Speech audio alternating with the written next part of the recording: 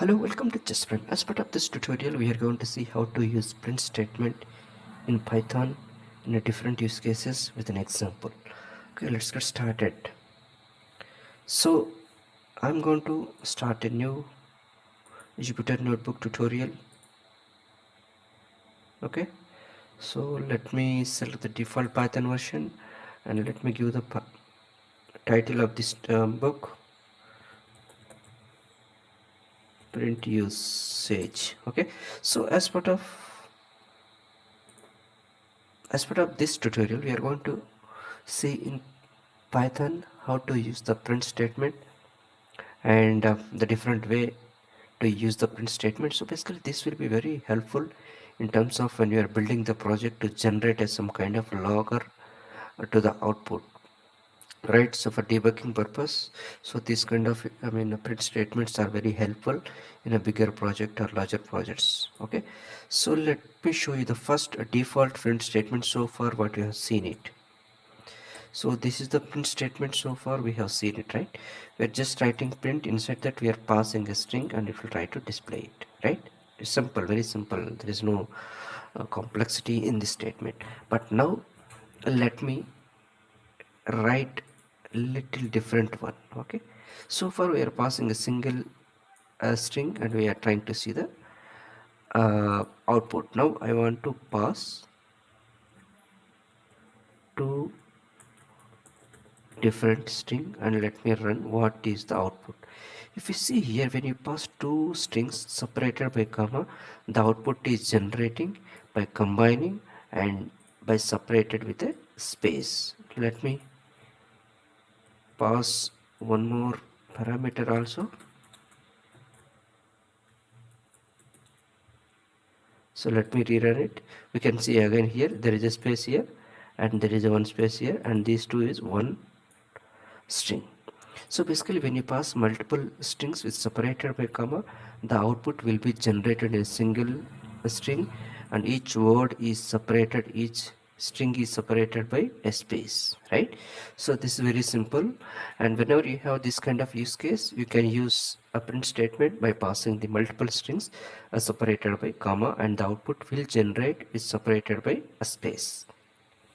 Similarly, say for instance you have variables like this example and you want to generate output, then you can use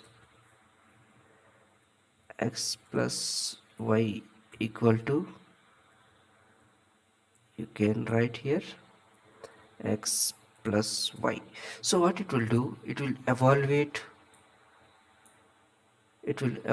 this x plus y as an integer. It will do auto compile interpreter, it will treat as integers and it will add it, and you will be getting the output. If you see here, right, so there is also one space is generating because here we are using the comma separator.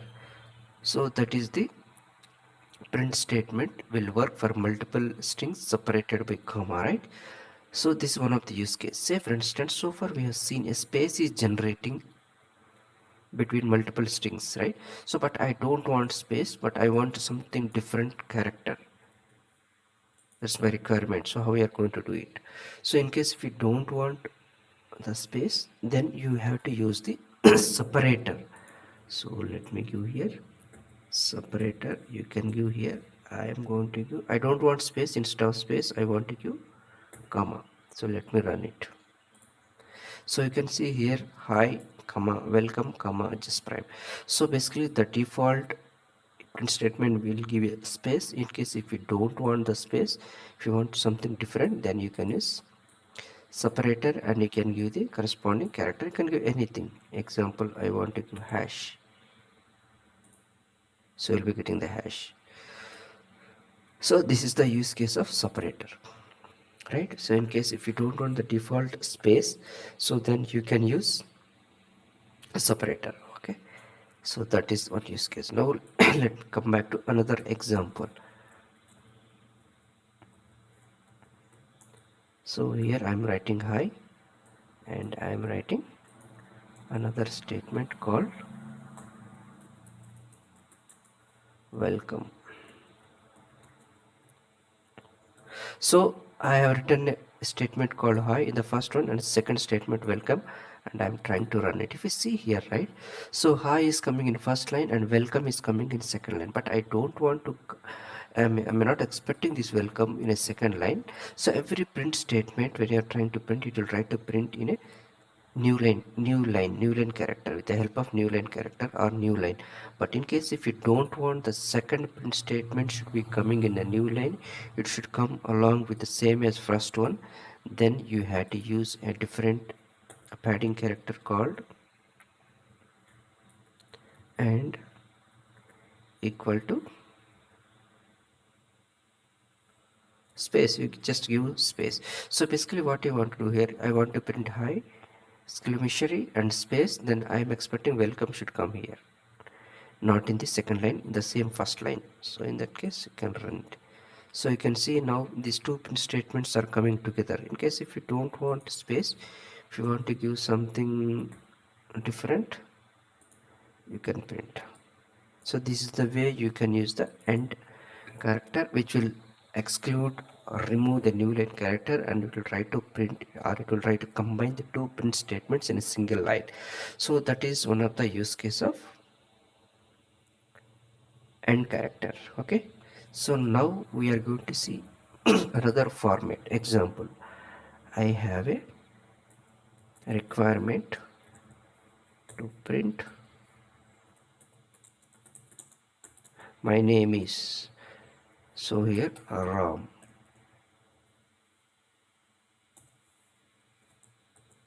So if you see here my name is Ram, and now Ram is hard coded here, but I don't want to hard code this name. I want to pass it, I want to declare a variable, or I want to read it from different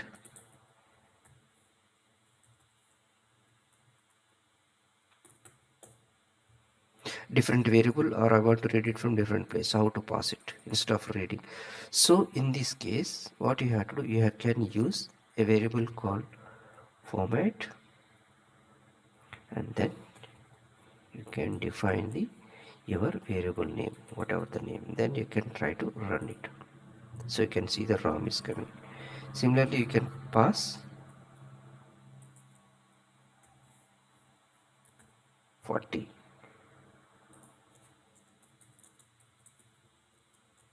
So then you can pass the age. So basically you can use F as a kind of format indication, and all variables will be picked up dynamically from the variables, and it will display the output. So you can see here ROM and age is coming from the variable. If you change the variable, the output will change accordingly. So that's the uses this format characters. And there is another format also is available. Example, the similar kind of things we can achieve with the help of format.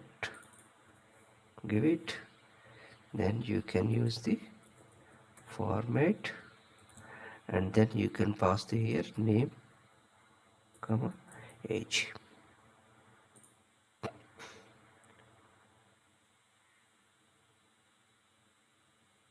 So in this case you have to remove this one F. So this is different way to use a format. Either you can use this one or this one. Only thing is when you are using this one, the variable names will be inside the string, whereas in case of this, the variable names should be outside of your string. So in that way you can able to pick up